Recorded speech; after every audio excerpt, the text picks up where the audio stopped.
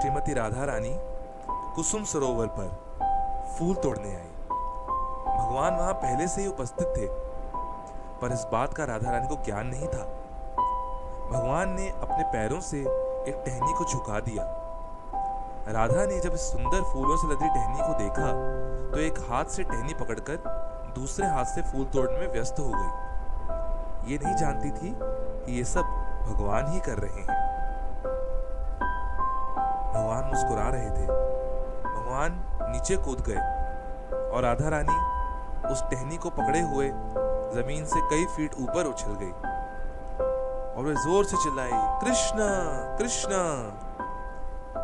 भगवान वहां पर आ गए और उन्होंने राधा रानी का आलिंगन कर लिया। इस सुंदर दृश्य को देखकर सब गोपियां प्रसन्न हो गईं और हंसने लगी। है ना अद्भुत? हमारे जीवन में भी शुरुआत कुछ ऐसे ही होती है।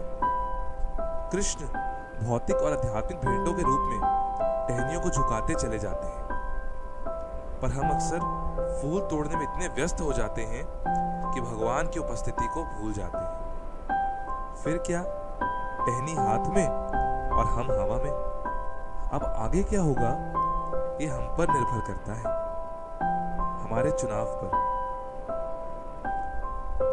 अगर हम कृष्ण कृष्ण चिल्लाएंगे, राम राम दोहराएंगे तो भगवान अवश्य आएंगे, और अगर हम भगवान को भूलकर अपने ही कार्यों में लगे रहेंगे तो हवा में लटके रहेंगे।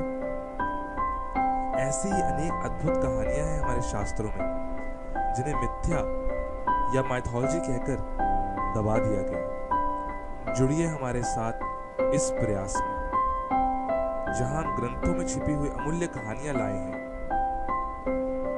पढ़िए हमारी पहली पुस्तक 20 सूत्र, the archived Asian wisdom series, जिसमें है मनोहर कहानियां और उनसे जुड़े जाने वाली अद्भुत कथाएं, अद्भुत शिक्षाएं, जो हमें सिखाती हैं कि कैसे इस जीवन को जिया जाए, कैसे शाश्वत शांति प्राप्त की जाए।